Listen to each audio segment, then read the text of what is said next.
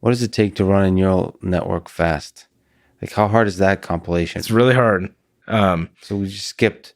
You said like it's amazing that that's a thing, but yeah, how hard is that of a thing? It's hard, and I would say that not all of the systems are really great, including the ones I helped build. So there's a lot of work left to be done there. Is it the compiler nerds working on that, or is it a whole new group of people? Well, it's a full stack problem, including compiler people, including APIs, so like Keras and the module API and PyTorch and Jax, and there's a bunch of people pushing on all the different parts of these things. Because when you look at it, it's both how do I express the computation? Do I stack up layers? Well, cool. Like setting up a linear sequence of layers is great for the simple case, but how do I do the hard case? How do I do reinforcement learning? Well, now I need to integrate my application logic in this, right? Then it's, the next level down of how do you represent that for the runtime? How do you get hardware abstraction? And then you get to the next level down of saying, like, forget about abstraction. How do I get the peak performance out of my TPU or my iPhone accelerator or whatever, right? And all these different things. And so this is a layered problem with a lot of really interesting design and work going on in the space, and a lot of really smart people working on it. Machine learning is a very well-funded area of investment right now, and so there's a lot of progress being made. So how much innovation is there on the lower level, so closer to the ASIC? So redesigning the hardware or redesigning concurrently compilers with that hardware. Is that like if you were to predict the biggest, the equivalent of Moore's law improvements in the inference and the training of neural networks, Sure, and just all of that, where is that going to come from, you think? Sure, you get scalability of different things, and so you get Jim Keller shrinking process technology. You get 3 nanometer instead of 5 or 7 or 10 or 28 or whatever, and so that marches forward and that provides improvements. You get architectural level performance, and so a TPU with a matrix multiply unit and a systolic array is much more efficient than having a scalar core doing multiplies and adds and things like that. You then get system level improvements. So how you talk to memory, how you talk across a cluster of machines, how you scale out, how you have fast interconnects between machines. You then get system level programming models. So now that you have all this hardware, how to utilize it. You then have algorithmic breakthroughs where you say, hey, wow, cool. Instead of training in ResNet 50 in a week, I'm now training it in 25 seconds.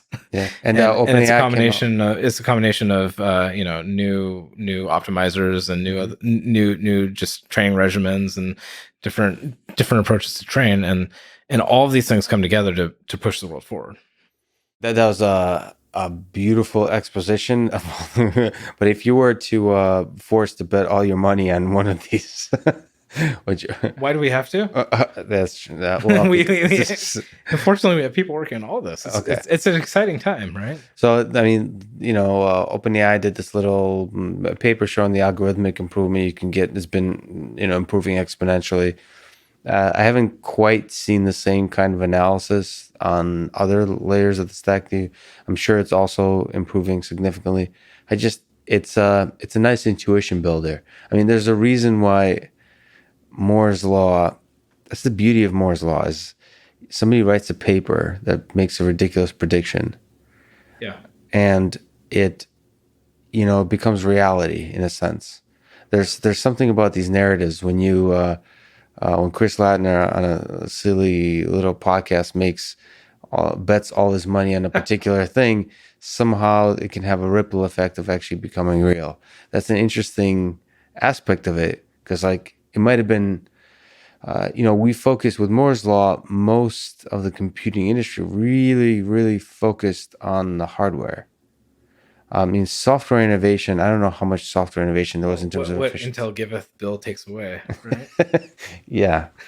I mean, compilers improved significantly also. Right? Well, not really. So actually, I mean, I'm joking about how software's gotten slower pretty much as fast as hardware got better, at least through the 90s. There's another joke, another law in compilers, which is called, I think it's called Probstein's law, which is compilers double the performance of any given code every 18 years. So they move slowly. Yeah, well, it's exponential also. Right? Yeah, but so you're making progress. But there again, it's not about The power of compilers is not just about how do you make the same thing go faster. It's how do you unlock the new hardware. Right. A new chip came out. How do you utilize it? You say, oh, the programming model. How do we make people more productive? How do we like have better error messages?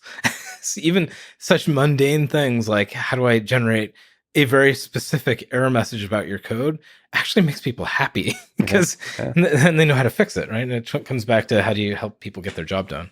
Yeah. And then in this world of exponentially increasing smart toasters, how do you expand computing to all these kinds of devices?